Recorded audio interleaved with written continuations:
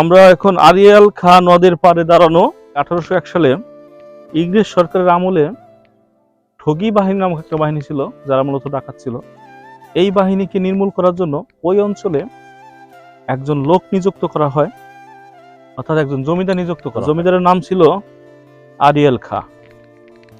অর্থাৎ এই জমিদার আড়িয়াল খাই এক সময় ভুবনেশ্বর নদ যেটা ছিল সেই নদের থেকে একটা খাল খনন করেন এবং এই খালটি পরবর্তীতে দক্ষিণ পদ্মার সাথে সংযুক্ত করে দেন, পদ্মা নদীর সাথে। এবং কালের অকাতলে এই খালটি প্রবল আকার ধারণ করে, অর্থাৎ ভুবনেশ্বর নদের একাংশকে সে গ্রাস করে এবং সে বিরাট আকার ধারণ করার পরে এই খালটি একসময় আড়িয়াল খাঁ নদ হিসেবেই আমাদের সাথে পরিচিতি লাভ করে।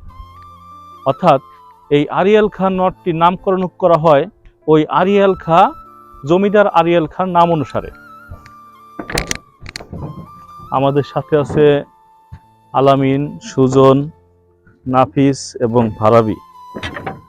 নদীর মতোই ওদের মন আঁকাবাঁকা। কিছুক্ষণের মধ্যেই আমাদের একটা ইভেন্ট শুরু হবে। সেই ইভেন্টটা হচ্ছে টেনিস নিক্ষেপ। এই যে প্রতিযোগী আমাদের মধ্যে আছে আলামিন, তারপরে ফারাবি, নাফিস, আমি নিজেও এবং আমাদের সুজন শাহ। প্রথমে আমি শুরু করি, ঠিক আছে? রেডি? ফার্স্ট। না না, উল্টে পড়লে ওটার মধ্যে এটা তো বালতি না, ঠিক আছে? যে থাকবে তো হালকা।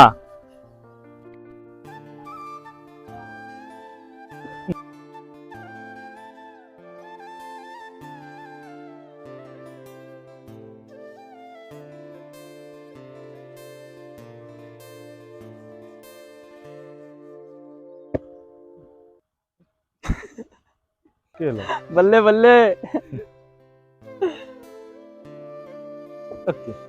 तीन चार।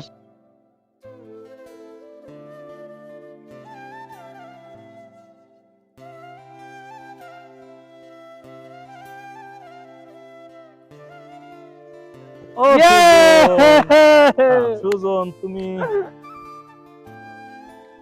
এবার তিনটা হইতে তিনটা ইনশাআল্লাহ। ইয়ে, হাততালি দাও, হাততালি। এই সুজন শাহ আর ফার্স্ট। এই যে আমি সেকেন্ড, ওরা ঠকছে। ওগো খুব ভাগ্য, এখন পুরস্কার নাই। তারপরেও চকলেট তোমরা পাবা 100 টাকা দেওয়ার পরে। একটা কুইজের ইভেন্ট করব। সেই কুইজের মধ্যে কিছু প্রশ্ন থাকবে এবং সেই কুইজের উত্তর যে বা যারা দিতে পারবে তাদের জন্য থাকবে পুরস্কার। এই যে আমাদের আড়িয়াল খাঁ নদ, আড়িয়াল খাঁ নদী, এই আড়িয়াল খাঁ নদ বা আড়িয়াল খাঁ নদী যাই বলি, এই নদীটার উৎপত্তি স্থল কোথায়, কোন জায়গা থেকে উৎপন্ন হয়েছে বলে ধারণা করা হয়? কোথা থেকে? পদ্মা নদী। পদ্মা নদী থেকে। আচ্ছা, দ্বিতীয় প্রশ্ন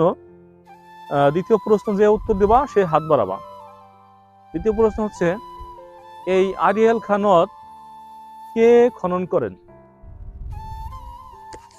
স্যার, এই নদটা খনন করেন আড়িয়াল খাঁ জমিদার সাহেব। তারপর এখন প্রায় পরন্ত বিকেল বেলা, সন্ধ্যা হয়ে আসছে, সূর্যটাও পশ্চিম দিকে অস্ত যাওয়া একটা মুহূর্ত। এখন আমরা বিদায় নিব।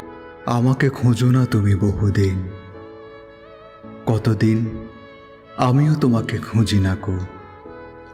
এক নক্ষত্রের নিচে তবু একই আলো পৃথিবীর পারে আমরা দুজনে আছি। পৃথিবীর পুরনো পথের রেখা হয়ে যায় ক্ষয়, প্রেম ধীরে মুছে যায়, নক্ষত্রেরও একদিন মরে যেতে হয়।